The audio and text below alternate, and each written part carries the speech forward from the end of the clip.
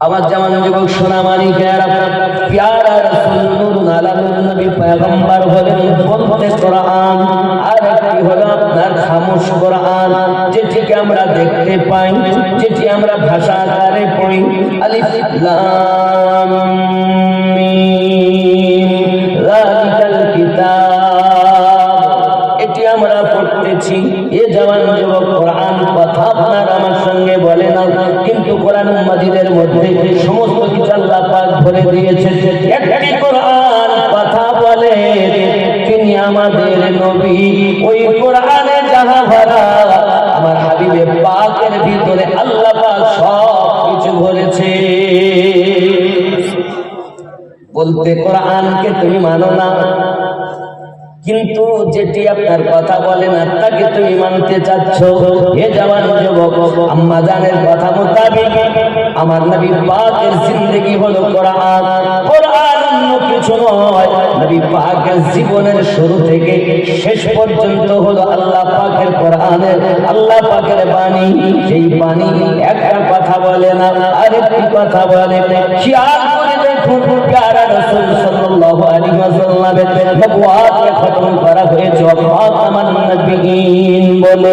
আল্লাহ পাক জানিয়েছেন, প্রথম সৃষ্টি করেছি যাকে, দুনিয়াতে প্রেরণ করেছি শেষে, যার দ্বারাতে নবুয়াত শুরু করেছি, তার দ্বারাতে নবুয়াত সমাপ্ত করে দিয়েছি।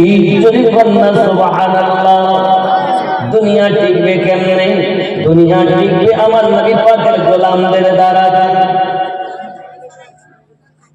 আমার আব্বাজি সোনামানি কেরা পৃথিবীর সরজমিনে হযরত আলী রাদিয়াল্লাহু তাআলা আনহু আপনাকে না খেয়াল করে দেখুন, যখন দুনিয়ার সরজমিনে হযরত আলী রাদিয়াল্লাহু তাআলা আনহু হঠাৎ বেটা হাসানকে ডাকতেছেন, বেটা হাসান আজ কত রমজান? আব্বা আজ হলো 13 রমজান। উঠে দাঁড়িয়ে গেছেন, হে বাবাজি আমার, ইমামে হোসাইনকে হুজুর আমার ডাকলেন। হোসাইন, লাব্বাইক আব্বা হুজুর, আর কতদিন বাকি? ও আব্বুজি, আর 17টি রোজা বাকি রয়েছে, 13টি হয়ে গেছে। আল্লাহর হাবিবের প্রিয় খলিফা আমার নবী পাকের দামাদে মুস্তাফা হযরত আলী রাদিয়াল্লাহু তাআলা বলতেছেন, এখনো সময় হয়নি। কিতাবের ভিতরে আসতেছে, জওয়ান যুবকেরা আমার, হযরত আলী রাদিয়াল্লাহু তাআলা আনহু পৃথিবীর সরজমিনে আপনাকে না আল্লাহ পাকের ইবাদত বান্দাগি করতেছে। কেউ বলেছেন 17 তারিখে শাহাদাত, কেউ বলেছেন আপনার 19 তারিখে আপনার ওনাকে আঘাত করা হয়েছে।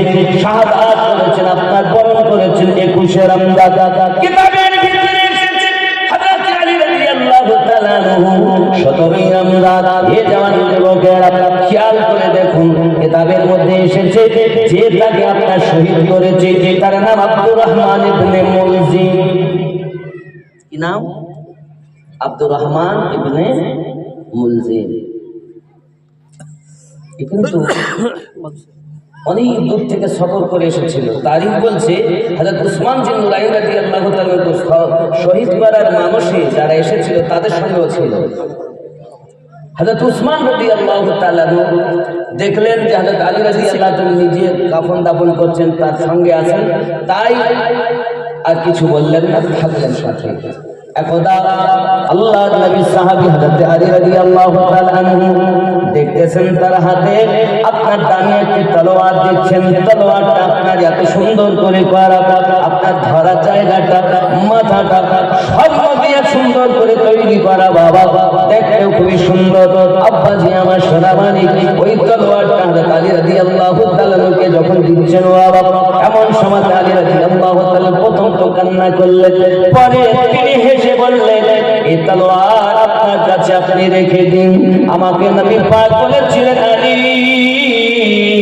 দুনিয়ায় যে তোমাকে সব থেকে কিমতি তোফা উপহার দিবে, সেই তোমাকে শহীদ করবে।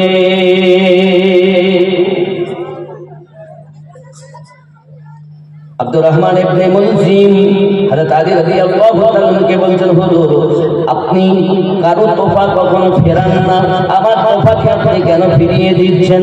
হযরত আলী রাদিয়াল্লাহু তাআলা বলেন, আমি এই জন্য ফেরাই যে তুমি একদিন এই তলোয়ার দিয়ে আমাকে শহীদ করবে।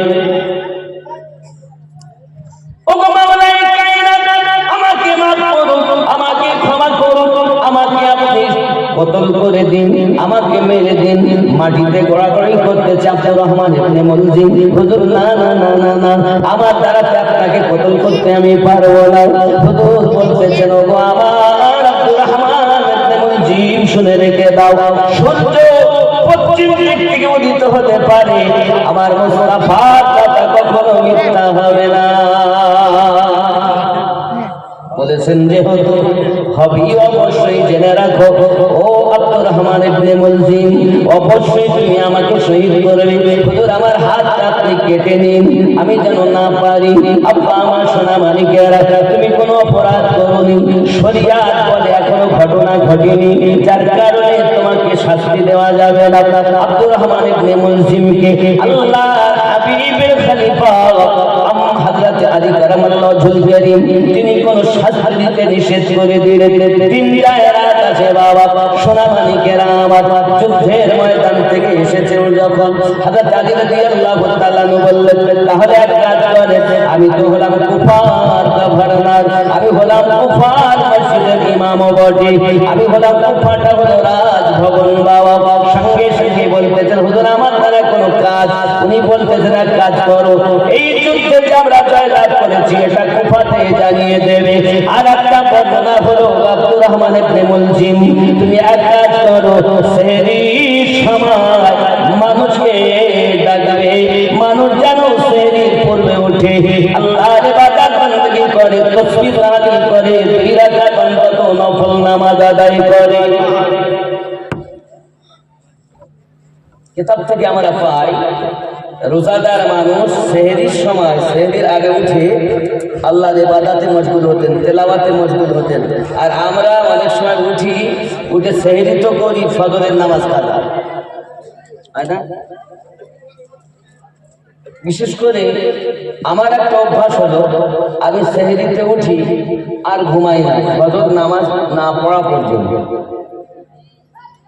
কারণ খাওয়া দাওয়া হয়ে গেলে আপনার হয় কি শরীর ম্যাচ ম্যাচ করে, তখন যদি তেলাওয়াতে থাকা যায় বা একটু জিকির আজকারে থাকা যায়, তো দেখবেন আস্তে আস্তে সেহরির টাইম শেষ হলো, 5 মিনিট পর আজান দিয়ে নামাজ পড়ে ঘুমান। এইরকম অভ্যাস করবে, নামাজ কাজা হয়ে গেলে শাস্তি হবে। আব্বা জি আমার সোনা মানিকেরা, আল্লাহ নেক বান্দারা, হাদিস শরীফ থেকে এটাই পাওয়া যায়, সেহরির সময়তে উঠে তারা সেহরি করার আগে আল্লাহর ইবাদত বندگی করতেন, 2 রাকাত নফল নামাজ আদায় করতেন, তাসবিহ তেলাওয়াত করতেন, আস্তাগফার পড়তেন, দরুদ শরীফ পড়তেন, তেলাওয়াতে কালামুল্লাহ শরীফ তারা করতেন। এটি ছিল আল্লাহ পাকের নেককার বান্দা বান্দীদের অভ্যাস। যদি বলুন সুবহানাল্লাহ। আব্দুর রহমান ইবনে মুলজিম সারাদিন আপনার ওই কুফা শহরে মানুষকে সংবাদ দেয় যুদ্ধে জয়লাভ হয়েছে।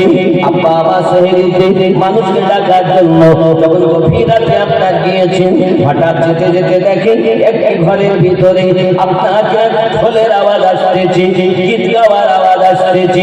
সঙ্গে সঙ্গে হাজার আপনাকে আব্দুর রহমান ইবনে মুলজিম ওই দরজার সম্মুখে দাঁড়িয়ে দাঁড়িয়ে বলছেন, কে গো বাড়ির ভিতরে ঢোল বাজাও, এত বড় সাহস কেমন? এই কথাটি আমিরুল মুমিনিনের কাছে যাইয়ে খবর দেব, নিশ্চিত বিধি ব্যবস্থা করা হবে। আব্বা আমার এই কথাটি বলার পরে ভিতর থেকে একজন মহিলা বেরিয়ে এসেছে। ওই মহিলাটা দেখতে এত সুন্দরী, ওই মেয়েটার নাম হলো ফাতেমা। কি নাম? ফাতেমা। ফাতেমা বলে মহিলা, দেখতে অতি সুন্দরী, দেখার পরে চোখ ফিরাতে পারে না। আব্বা আমার সোনা মানিকেরা, মেয়েটাকে দেখে তার প্রেমে পড়ে যায় আব্দুর রহমান ইবনে মুলজিম। শুনে নেন বাবা, এই মহিলারা এমন পৃথিবীর জমিনে চাইলে আপনাকে সুন্দর করে তাজমহল বানিয়ে দিতে পারে, আর যদি আপনাকে চায় পথের ভিখারি বানাতে পারে।